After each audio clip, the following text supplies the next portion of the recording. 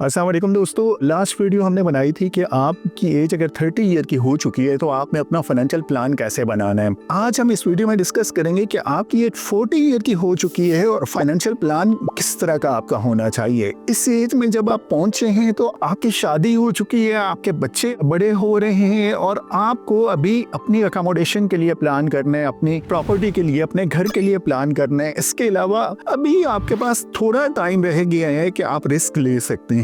याद रखिए कि रिस्क को हम एलिमिनेट नहीं कर सकते, रिस्क को हम कम कर सकते हैं, रिस्क को बिल्कुल खत्म नहीं कर सकते। कहीं पे भी आपको इन्वेस्टमेंट करनी है तो वहां पे आपको रिस्क लेना पड़ेगा। ये जो एज है इसमें आपका रिस्क लेवल आहिस्ता आहिस्ता कम होता जाएगा, आपका रिस्क बेयरिंग लेवल कम होता जाएगा, क्योंकि जैसे जैसे आप रिटायरमेंट के करीब होंगे आपको कुछ ऐसी चीजें, ऐसे डिसीजन करने होंगे जो वहाँ पे रिस्क कम से कम होना चाहिए। तो आपने अपनी इन्वेस्टमेंट, अपना फाइनेंशियल प्लान उसी हिसाब से डिजाइन करना है। आपने अपना इमरजेंसी फंड रखना है, उसके अलावा आपने अपनी इन्वेस्टमेंट्स को ऐसा लाइन अप करना है कि अभी आपके पास इतने फंड्स इकट्ठे हो चुके हैं जो आप 20 ईयर से अर्निंग स्टार्ट की थी वो 40 ईयर में पहुंच चुके। यहाँ 40 ईयर में हमने कई ऐसे लोगों को ऑब्जर्व किया है जिन्होंने अच्छे फाइनेंशियल प्लान बनाए थे और वो अपनी प्रॉपर्टीज बना चुके होते हैं। लेकिन कई ऐसे लोग हमने देखे जो इस एज में भी जाके अभी तक उन्हें अंदाजा नहीं होता कि हमें क्या क्या चीजें अपने लिए करनी है। तो आपने इमरजेंसी फंड अपना बनाना है, आपने अपने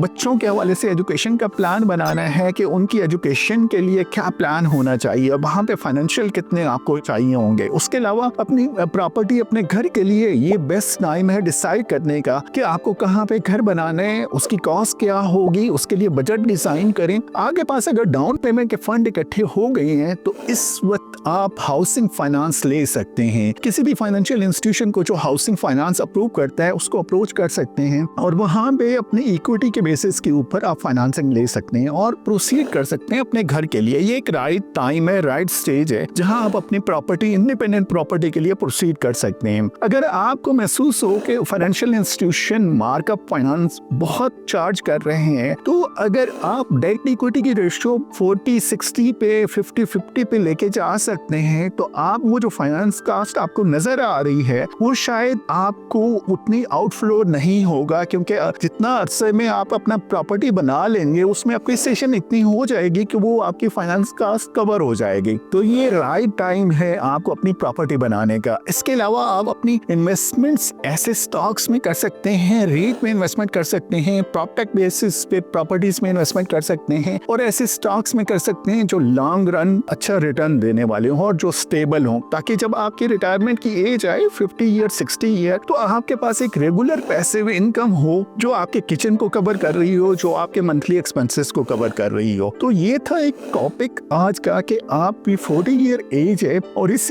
एज पे आपका फाइनेंशियल प्लान क्या होना चाहिए। आप अक्सर फाइनेंशियल एक्सपर्ट से या कुछ ऐसे लोगों से सुनेंगे कि आपको घर नहीं बनाना चाहिए, जो उस पे कास्ट आती है वो आप अपने बिजनेस में इन्वेस्ट करें और वहां से आपको रिटर्न अच्छा आ जाएगा। हाल तो ये दोनों किस्म की थॉट्स हैं। एक किस्म की थॉट ये है कि आपको घर अपना नहीं बनाना चाहिए, रेंटल प्रॉपर्टीज में रहना चाहिए क्योंकि रेंटल परसेंटेज बहुत कम होती है जो आप पे करते हैं। और एक थॉट ऐसा है कि आपको अपना घर बनाना चाहिए और उस घर के बाद फिर बाकी आपको इन्वेस्टमेंट्स करनी चाहिए। इन दोनों लोगों का डिफरेंट रीजंस हैं कि उन्हें क्या बेनिफिट्स हैं, लेकिन मैं एक अच्छे एक्सपर्ट का आपको ओपिनियन बताता हूँ। आपने भी साइकोलॉजी ऑफ मनी पढ़ी होगी तो मॉर्गन उसमें लिखते हैं कि मैं जब अपने घर के लिए सोच रहा था कि घर बनाना है तो जब एक्सेल पे मैं कैलकुलेशन कर रहा था ना तो मुझे महसूस हो रहा था कि नहीं, ये इतना अच्छा डिसीजन नहीं है कि मुझे अपना घर नहीं बनाना चाहिए, यही पैसे मुझे कहीं और इन्वेस्टमेंट करनी चाहिए। लेकिन जब हमने घर बना दिया तो मैं और मेरी मिसेज ये कहते हैं कि शायद हमने जिंदगी का